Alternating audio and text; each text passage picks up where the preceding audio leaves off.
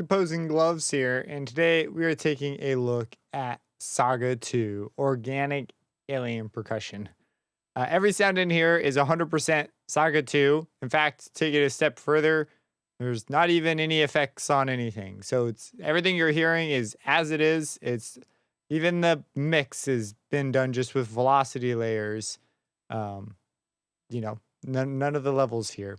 So let's dive into this. So it's a percussion library. It's based on this notion of aliens, and otherworldly instruments. So there are several sections. We've got an auxiliary, cymbals and gongs. So these names are pretty helpful, but because there is this emphasis on like alien sounds, they are not what you think. There's usually a few instruments that are like large drums, and then there's a lot of like really crazy drums that just sound really wacky, right? And that's the notion behind the library. So you've got auxiliary. These are just sort of like your sort of dinks and doinks. You're just weird noises. Cymbals and gongs has some great Atmos stuff in there.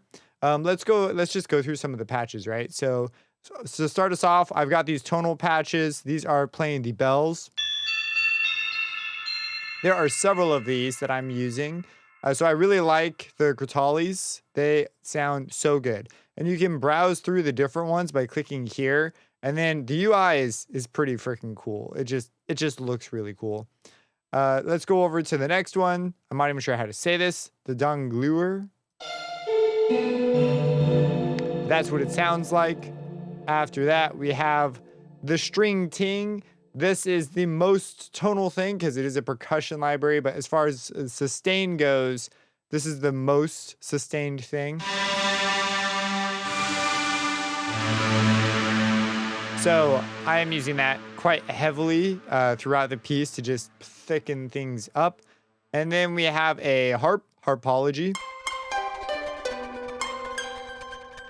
Yeah, and that's coming in. Now, at these beginner layers, we have them come in just to sort of establish a texture, right? We're introduced with the Crotales.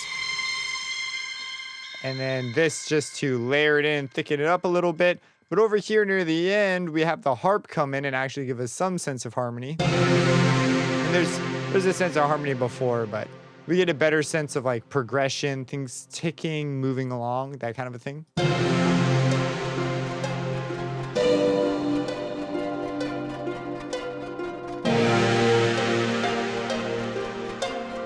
And I went, because we're going for aliens and big and dramatic, I did some unusual harmonic decisions.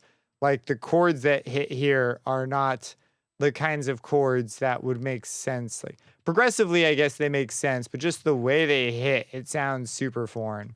So I really like that. So that's these patches over here. Now for the bass sound, there is no tonal bass. I have things called bass, but there's nothing with sustain on it is what I mean. So there's tonal bass that are plucks, but there's no bass that has a long sustain, which is something I wanted to come in and out. So this is the sound I'm actually using. It's under the tonal setting and it's called Razor Wire. And in here, the way I get around this, of course, you would just grab another sound that has, a sustained bass in it. It's a percussion library, but I wanted to do it purely with the percussion library. So in here is just a crap load of, Fs. And if you play them really fast, they kind of sound like a sustain. Yeah, it actually came out. It's pretty cool, actually, the effect it makes. And then from there, without the reverb, it doesn't sound as good. But I have a verb on right now. If we were to go the other way, so this is 100% dry. Yeah, that's what it sounds like. So we're going to go back to the verb. So the verb is here to just try and smooth things out a little bit. And that's what's going on there. So that is the bass sound and how I got the bass to sound that way. And I end up using that throughout as my tonal bass.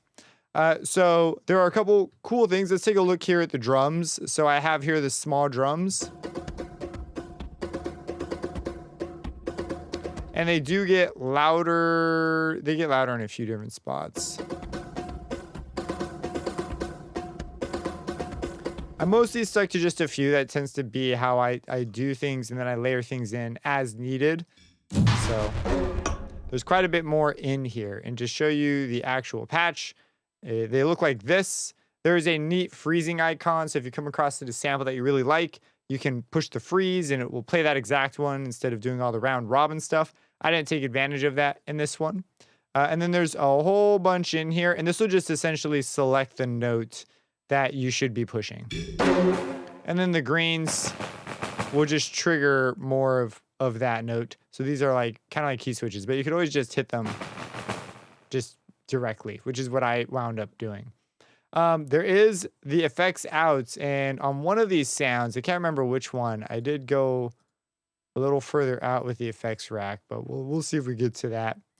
So anyways, that's the small drums. I went after some more like things that actually sound like drums. Because, yeah, there's a lot of this crazier stuff, and I wanted to layer this in after because I put this top loop in pretty early on. To layer with that, we have here our Meduim drums. And you can see, again, sort of the alien-like percussion. And if we were to pop this one open and take a look.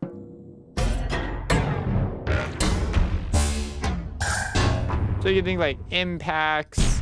There's a few things in here that really act like, you know, drums that you would kind of expect. And then you have your large drums.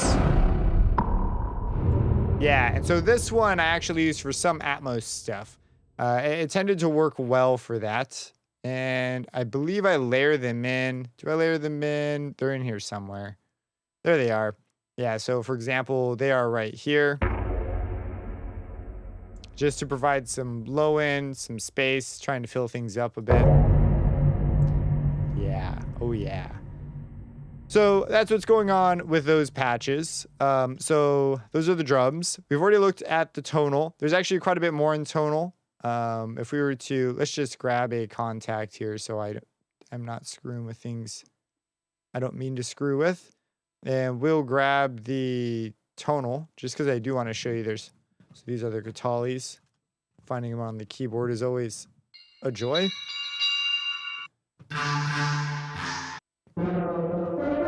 So these are different tonal patches.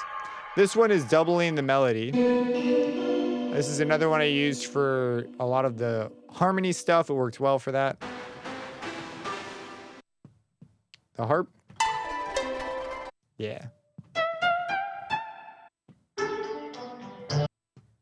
Blowing.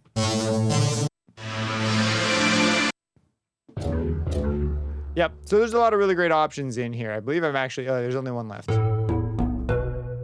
Yeah. So a lot of really cool options in here. That's what's going on with those. Guitalis you already went over. The bass we went over. The gongs. Gongs are, man, the gongs are freaking cool. I think I use them in a couple spots. So right there, those are just useful sounds. Just in anything you make, that's going to be pretty useful.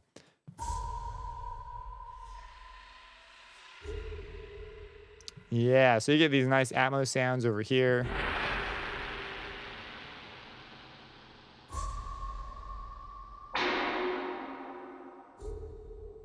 So that's the gongs. I think I actually have a second pattern with gongs on it, if I recall. We have an auxiliary patch. This is sort of full of your weirder stuff.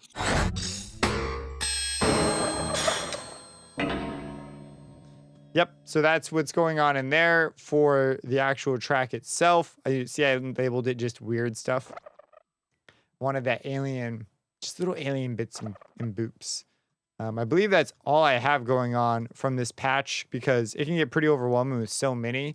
I might layer in some more later. This is our layer for the intro notion to this up-down thing that will be used over here, but sort of twice as fast. And then finally, a bass layer, an Atmos, which is the low drums that we saw. We've got ourselves here what I call Fear, and it's another auxiliary patch. I was looking for some more sort of strange sounds just to toss in different places.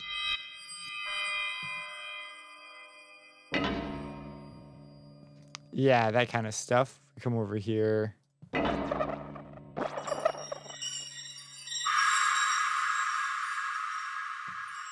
then finally, we've got the gongs, which I actually wound up muting out because I thought the silence is more impactful. But I gotta say, I really like the gongs. They're cool.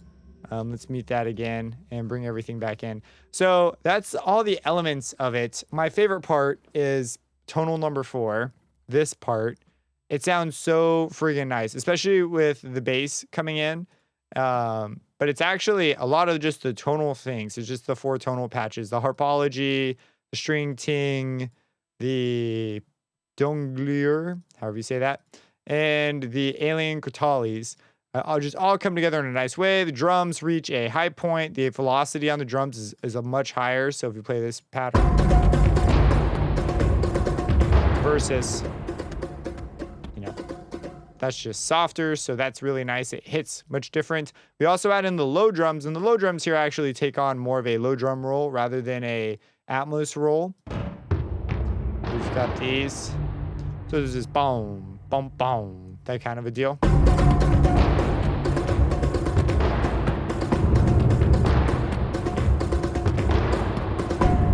Yeah, it's pretty crazy too. This is just dry. There's nothing on it.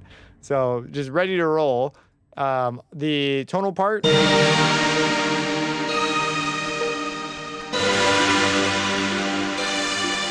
So throughout, there's this notion of just like a C minor to basically a G minor. And every single time I repeat, I basically just double down, double down, double down.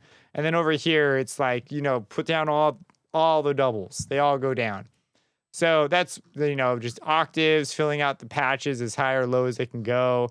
Some of these sounds on some patches, I'm sure, don't even sound. I was testing them earlier, making sure that everything sounded out, moving things into range. For example, the crotales have a pretty limited range, so I had to move some notes down an octave to get them to sound because, the crotale is just really teeny range. And then over here, we've got our bass doing, the same thing, and all these things together, along with the harmonic decision, their first deviation happens in here. I throw in a different chord. The chord progression changes. Instead, we've got an E flat to a, oh geez, what did I do here? An E flat to a G with an F going on. So it's just a G7, I believe is how I was just thinking of it. But my main goal here was to go to somewhere and then just jump to the 6 because of this E flat. So this is like the 3 to the 6. There's just so happens to be a 5-7 in the middle of it.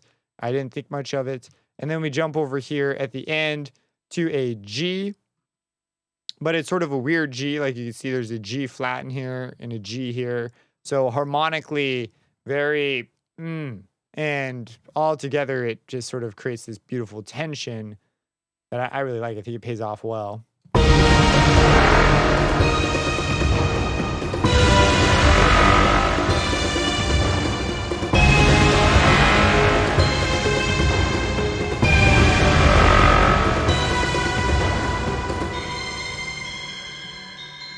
Yeah. This is like, I love this part. I think it sounds so cool. I'm like, I want to find a way to try and make this somehow translate even better into like this stuff over here, just to like make this really amped up. But that's where I would go from here. And also just using one library is a little bit tricky because you have to work with everything that's only in that library. And I would like to, at this point, I would definitely like to expand to a couple other libraries to fill out maybe the bass a little bit and a couple other things. But as a challenge to just use just the one, I really enjoy it. So that's Saga 2. That's the organic alien percussion. You can check it out on Red Room Audio. There'll be a link down in the description. If you like it, let me know down in the comments. What are your thoughts? Subscribe and hit that bell icon for future videos, and have a blessed day.